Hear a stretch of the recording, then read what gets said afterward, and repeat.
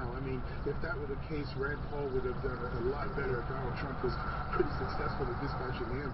So, I think there's some road ahead for them, but I'm just not sure that this is the election year where they make up substantial ground. I like the expression collective connective tissue like that.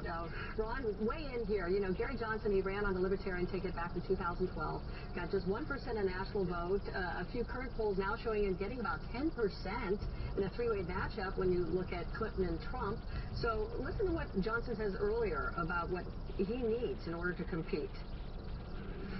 But the only chance of winning is to be in the presidential debates. To be in the presidential debates, you've got to be in the polls. Look, just put us in the polls. I think that by putting us in the polls, there'll be attention drawn to what it is that we're saying. And you know what? If that happens, anything's possible. All right, Ron, anything possible in this election season. If he's included in the polls and debates, does he rise?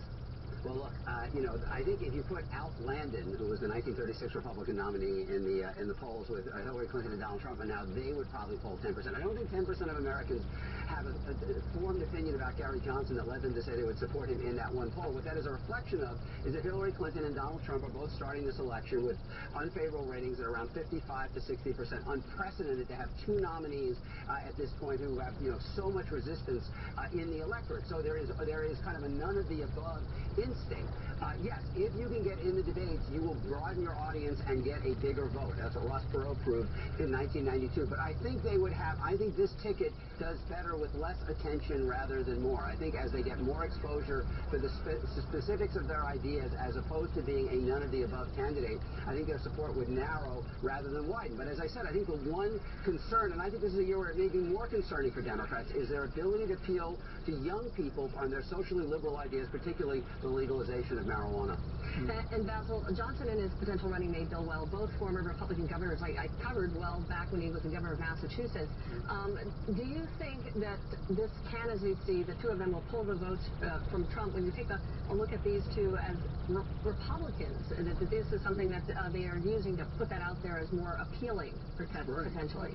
That's exactly right. At a time when, even though we're seeing more Republicans in the quote-unquote establishment trying to find a way to get close to Donald Trump and sort of be more accepting of Donald Trump, I do think that over time you're going to see more and more Republican leaders have to get behind him because they're thinking not just about winning the presidency, they're also thinking about their down ballot races as well, which is something as head of the Democratic Party in New York, I think about as well. So, I think using it's going on and saying, yes, we're Republicans too, so it's okay to sort of vote for us, I don't think really helps in the cycle, as I said, because if you can track Donald Trump's messages, the system is rigged and what he's been able to successfully do,